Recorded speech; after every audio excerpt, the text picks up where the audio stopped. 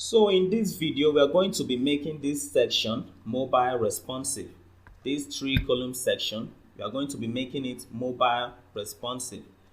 Okay, so first of all, what we need to do here, I just want to add a little border radius to these boxes.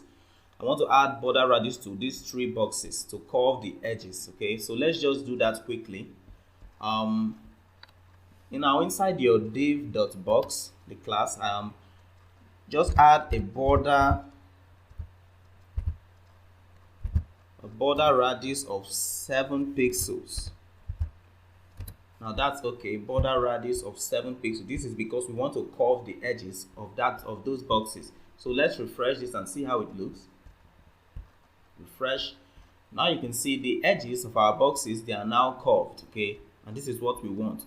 So the purpose of this video is we want to be making this section mobile responsive. So if we resize our browser now, let's inspect this.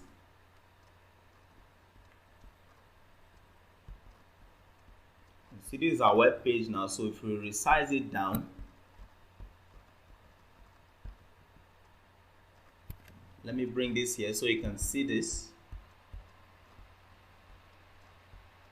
I don't want you to worry about this here. I don't want you to worry about this Google Developer Tools on your right hand side. Just focus on the web page because we want to work on the responsiveness on this web page. So as you can see, everything is responsive here except this section, except our box section. You can see here, this is not really looking good at all. You can see how everything is just disrupted. Everything is not nice here. You can see this is not really looking good. So we need to make this responsive. You can see, so we are going to be doing the same thing we did here. You can see this box here.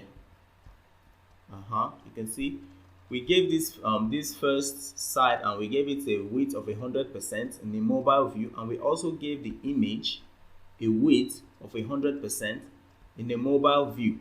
So these sections here, these boxes, they are still inheriting the width of the 333%. No, they are still inheriting the width of the 33.33% we gave them. So that's why they are like this.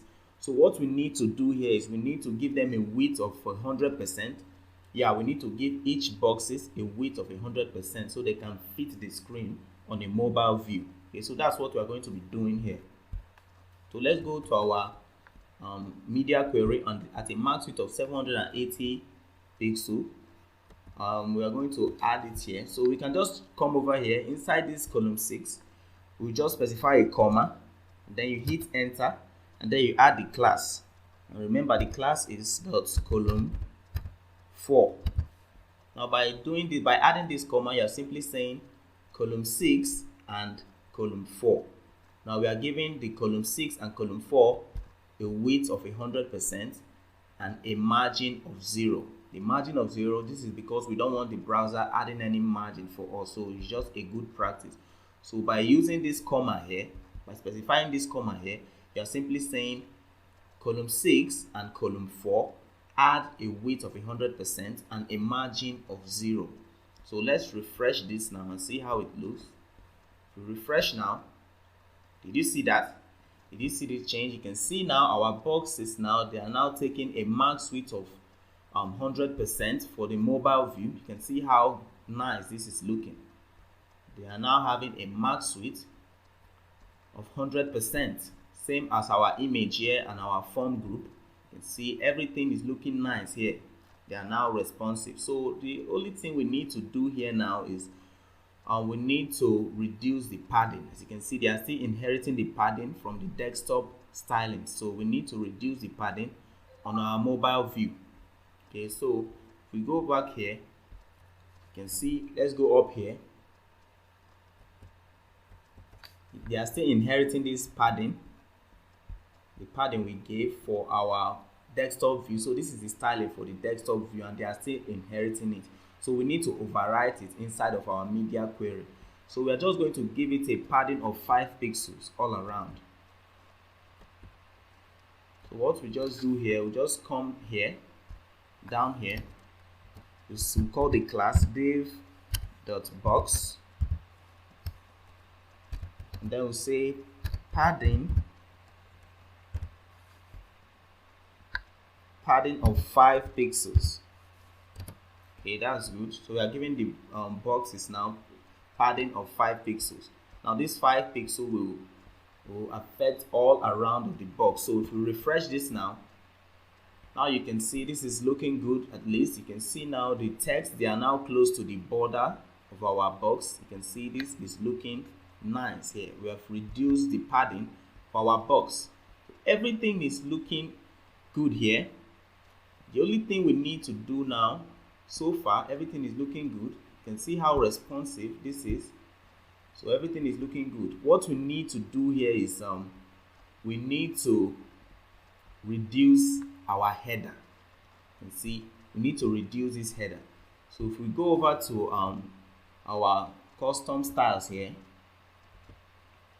our styles for the desktop, you can see our header, our introductory header, header.intro header. You can see we gave it a font size of 60 pixels. So we are going to reduce that. We are going to reduce it. We are going to give it a font size of 50 pixels in our mobile view. Okay. So to do that, come here, say h1 dot intro header,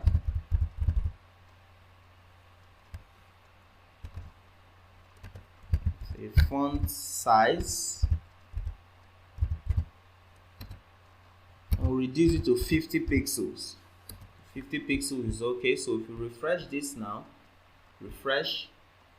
now let's go up there. Now you can see the font size of our header, our introductory header, is now reduced. You can see it's now reduced. So this is looking good on a mobile view.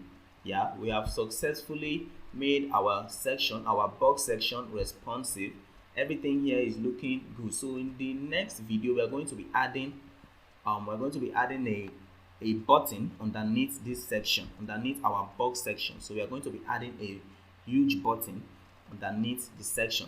But so far everything here is looking good and everything is responsive. So this is mobile responsive. So I'll see you guys in the next video.